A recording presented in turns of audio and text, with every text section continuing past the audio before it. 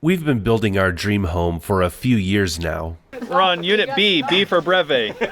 Unit C, C for coffee. Cappuccino. Cappuccino. Hey, A for amaretto. It's a 3-story timber frame home with an ICF walkout basement. We call it the debt-free dream home. We arrived here a few years ago to our rural property with nothing but our car, pickup, and a tiny RV. Yeah, it's a lot of work, and we're workaholics, so that works out pretty good. It's kind of like a drug, a legal drug that people don't frown upon. We've been able to do nearly all of the property development work ourselves with help from friends, volunteers, and an occasional subcontractor. It's a big project for 2 people, but we are not in a hurry. It's gonna come down quick. Whoa, Nelly. Alright, that was pretty quick. Along the way, we've learned a ton and done some things we never imagined we could do with just 2 people with no construction background. We've also done a lot of other stuff like plant a garden, learn to forage, and preserve all of our own fruit, meat, and veggies. Built a deck and a pretty cool hot tub, and we even have our very own fire hydrant.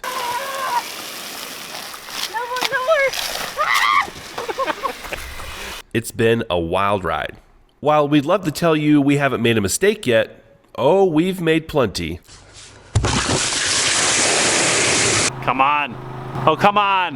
Don't do that to us. After all this work, the least you could do is put out a little bit of water. We figured it would be fun to look back at some of them, laugh at the ones that are pretty silly, cringe at the ones that are super scary, and grit our teeth at the ones we should have known better. Should we set up a diving board? What do you think? Glad the camera wasn't down there and that happened. How much time do we put in this water line?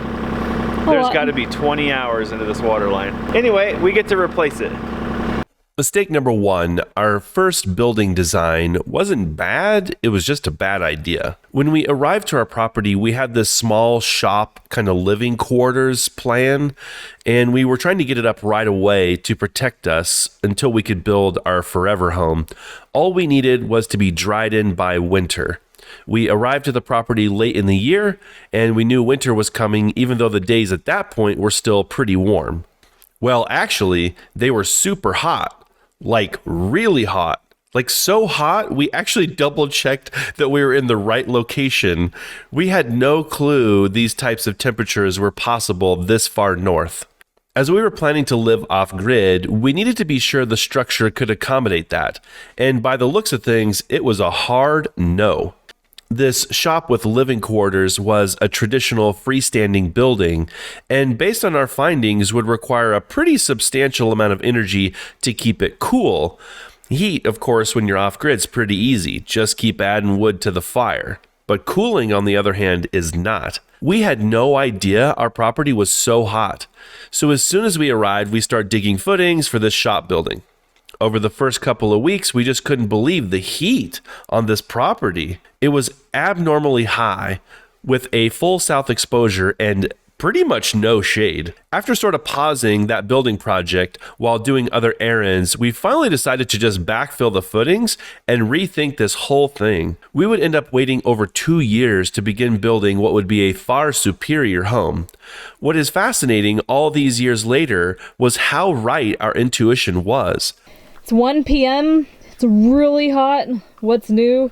And since we're coming off of multiple 16-hour days and 100+ degree heat in a row, I think, even though it's a hard decision for us, I think we're going to not work through the heat of the day on the house. Over the next few years, we'd set records in our area, not only for high temperatures, but for the longest heat wave, longest stretch with no measurable precipitation, to name a few. This was a mistake we were actually glad to make, and we ate the humble pie because of the outcome was way better than we could have hoped for. Mistake number 2, we thought design was holding us back from building our dream home. We didn't understand timber framing, really, even though we had done a test project before, but we really wanted to build a timber frame home. Thinking that a good design drawn by a company who builds these types of homes would help us, we hired a company to help us design the house. In their defense, we brought a floor plan and then we worked with them to sort of build a home around it. Visually, it looked pretty cool, and technically it could have worked, But in reality, it was just a bad design, and truthfully, it was not buildable by us, which is probably the most important detail. This expense and effort turned out to be a big waste of time and money. Sort of. This is a mistake we're actually glad we made, and we again ate the humble pie because it turned us onto a path that would be exactly what we needed, which was to attend a timber frame workshop where we'd not only get to try our hand at timber framing and learn the skills on a real building, but we'd also learn the engineering and design behind them. And from that experience, we'd actually form a relationship that would result in a simple, beautiful, and buildable timber frame that turned out amazing. Guess what? Did you say that our preliminary drawings might be available? We decided, well, these are just preliminary, so I guess see preliminary. if we need to do any changes, but we've been waiting on our plans to start setting dates. Yes. but we Even can- though it's mid to end June, it's not too late. Nope. There's still a good chance we'll get this done before winter, Yeah. which but- kind of like scares me. And look at the frame though. It's not really intimidating. No? It looks very approachable. So Yep. hopefully we've not bitten off more than we can chew. Hopefully. Mistake number 3, we used a fiberglass tape measure to lay out our building footings. Are you kidding me? What? I am abso-freaking-lutely speechless. What kind of tape measure has 10 inches per foot? Okay, so this one happened super early in the construction, and because of that, it really puts a dent in your confidence. You'd like to think this experience was just so bizarre, it's super rare, but we're guessing that more than one building has been laid out wrong because of a faulty tape measure. This is one of those totally unexpected things in home building that, when done wrong, wow, can drive you nuts the entire rest of the build. As we were laying out the footing forms for the house and setting up batter boards and string lines, we suddenly realized that the tape measure we were using seemed to be in tenths of a foot. Yeah, we squared that with this. So that's why it's all messed up.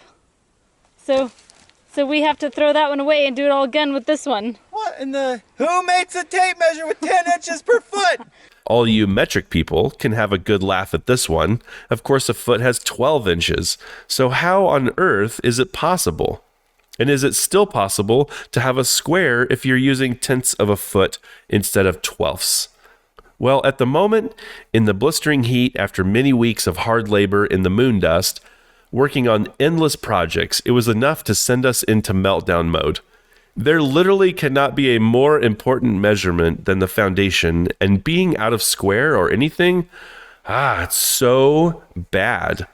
Well, some of you watching this already know this is a mega rookie mistake. It's called an engineer's tape, and yeah, it measures in tenths of a foot. Honestly, we don't know why. It doesn't really matter. All that matters is that we caught it. There's actually another sneaky lesson here, and that's using a fiberglass tape for this measurement at all, because when you stretch them tight, they actually have a little bit of give to them. That's another big problem, because you can easily stretch the tape and create a substantial difference, leading once again to some very inconsistent measuring. The solution is a steel tape. In inches. Steel has no give, of course, and accuracy is far more reliable. Mistake number 4, we used landscaping fabric around our footing drains instead of a geotech fabric sock. Not really sure we'd classify this as a mistake, but some would argue that it is. On a footing drainage system, the piping has small weep holes.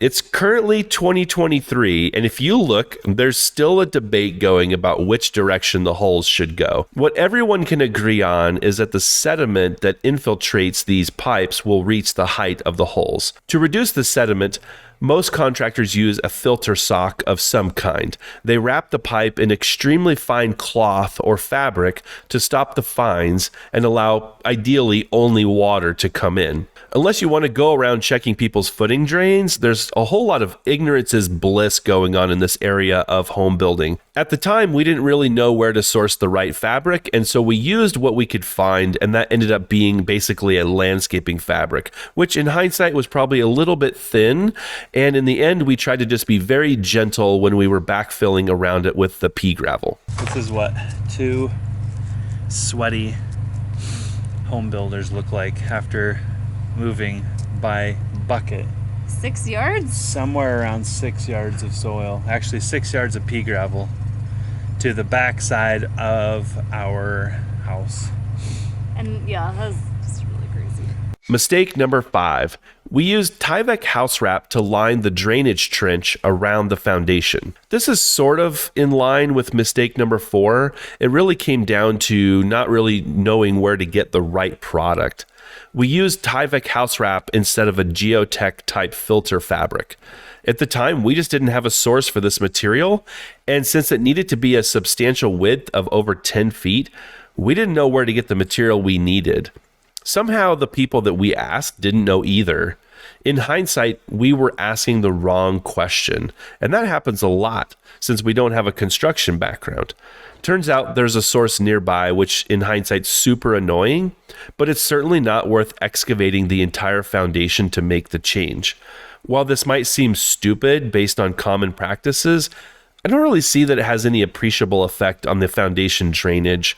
It certainly does not allow the free flow of water into the foundation area.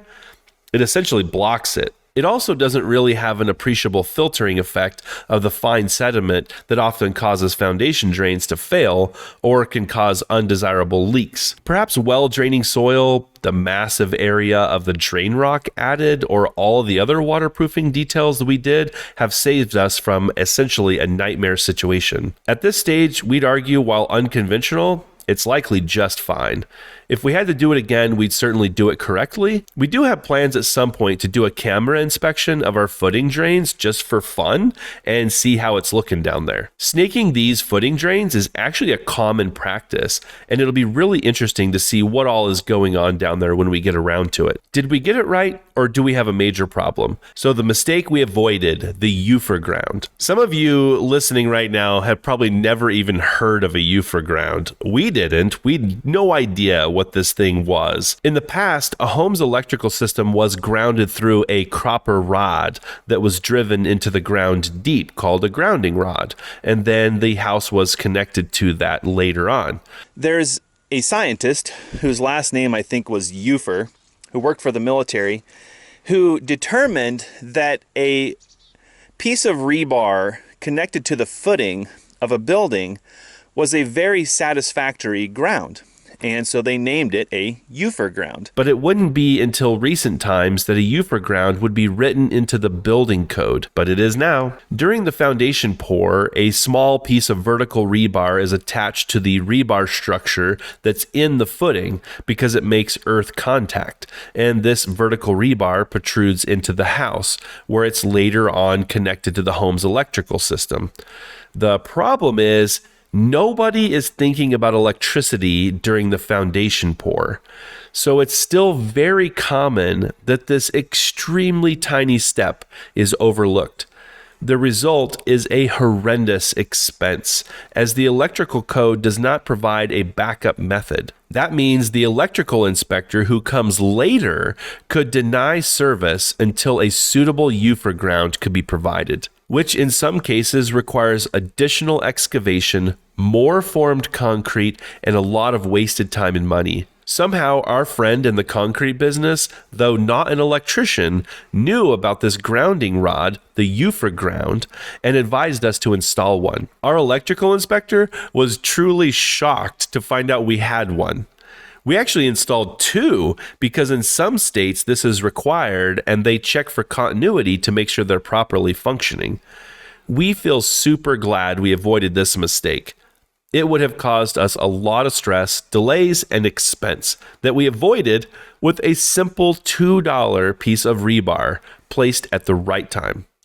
We're not fooling anyone. We're rookies, not contractors, and this build is substantial for our first home build. We've always been willing to do research and ask a lot of questions. Often we found ourselves confused by the inconsistencies within the industry.